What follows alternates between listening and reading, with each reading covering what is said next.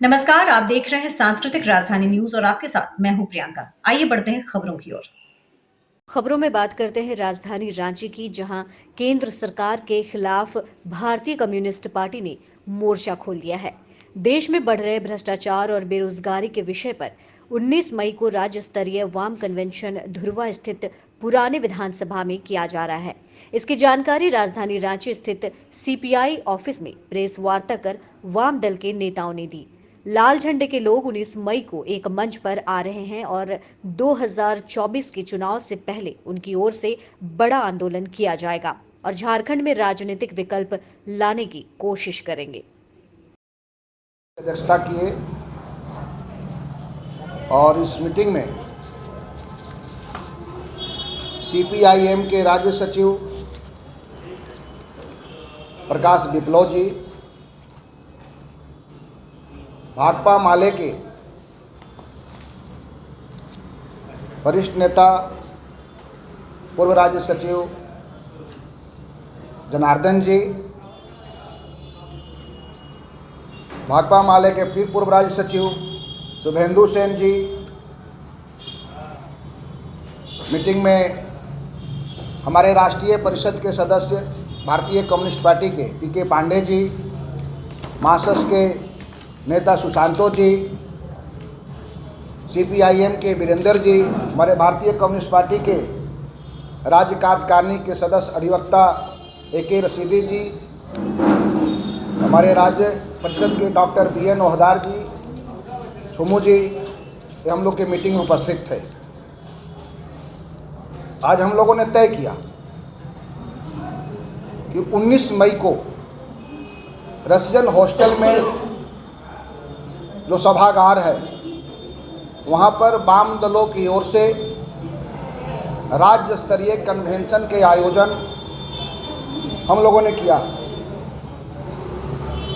और उसमें जो मुख्य मुद्दे हैं,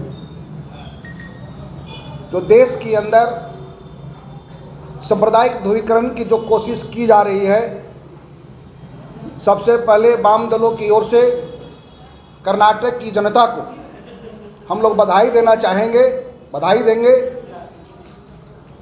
कि सांप्रदायिक ध्रुवीकरण करने की कोशिश करने वाली भारतीय जनता पार्टी को सत्ता से बाहर किया और बुरा हार हुआ।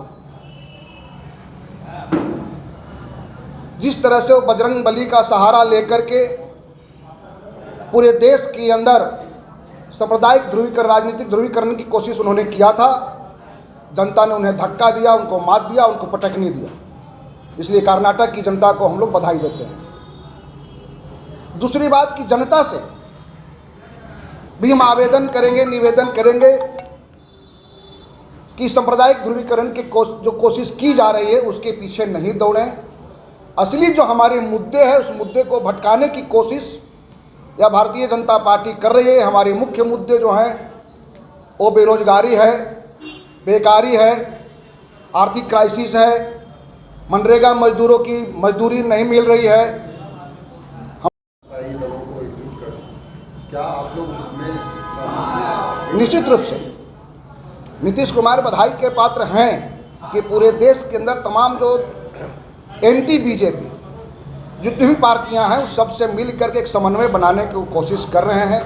उन्होंने जाकर के दिल्ली में हमारे सीपीआई की ऑफिस, सीपीआईएम की ऑफिस, ये तमाम जो माले की ऑफिस, जो तमाम जो नेता हमारे हैं उन सब से संपर्क उन्होंने किया है और हमारी पार्टी ने कहा कि आपके अभियान के साथ हम लोग झारखंड में अब समय आएगा, समय के आधार पर बातें होगी आगे।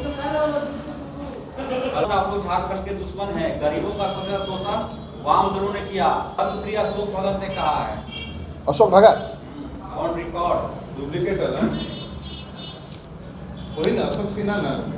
अरे अशोक भगत क्या बोला, हम उसके पीछे नहीं जाने वाले। कि राज्य की जनता यह उसको मालूम है कि जो मुद्दे हैं, जन मुद्दे हैं, जनता की जो सवाल है, उन सवालों को लेकर लाल झंडा के सिवा दूसरी कोई भी पार्टियां नहीं है जो जमीन पर लड़ती है। हम भले सदन के अंदर जाएं या नहीं जाएं, लेकिन सड़क पर लाल झंडा ही दिखाई देता है पूरे राज्य के अंदर, पूरे देश के अंदर। उनका इशारा हमको सुबह हर राज्य को कोयला भी पहुंचाया जा रहा है, अब फिर भी झारखंड की ये स्थिति। कोयला के सवाल पे मैं खुद कोयलांचल से आता हूँ, इसलिए कोयला की बात आपने जिक्र किया तो बोलने के लिए मैं मजबूर हूँ। पावर प्लांट के नाम पर अडानी अंबानी का रेक जो बाहर जा रहा है वो मंडियों में जा रहा है और फर्जी तरीके से लिंकेज बना के पावर प्लांट के नाम पे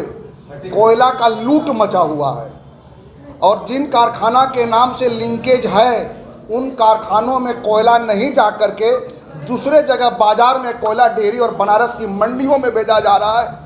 न तो राज्य सरकार कुछ कर रही है न केंद्र की सरकार कुछ कर रही है। अगर हमारा कारखाना है, हमारा कारखाना में 100 टन कोयला की ज़रूरत है तो हमने लिंकेज 1000 टन का लिया है। 100 टन अपने कारखाना में हम यूज कर रहे हैं और 900 टन को बाजार में बेच रहे हैं। और इसमें नीचे की पुलिस प्रशासन से लेके डीसी एसपी से लेके सरकार तक के लोग शामिल हैं और कई आपराधिक गिरोह के लोग उसमें शामिल हैं। तो सारे लोगों के जो है से संरक्षण से और एक बड़ा काम हो रहा है। रोज़ हमारे मांडू में गाड़ी पकड़ा रही है, माल नहीं मिल रहा, पकड़ा रहा है, माल मिल रहा है, गाड़ी छूट जा रही है। जो 2 नंबर की कोयला जा रहा है उस क्षेत्र के अंदर पावर प्लांट के नाम पर। आपको मैं बताऊं, जो रेक चल रहा है, रेक में किसी के पास ANIC पोर्टल नहीं है और अवैध तरीके से किसी के पास ट्रांसपोर्टेशन एक्ट का जो है वो किसी के पास चालान नहीं है। न तो रेक वाले के पास चालान है न डंपर और ट्रक वाले के चालान है। वो सब फर्जी तरीके से हमने पिछले बार उठाया था।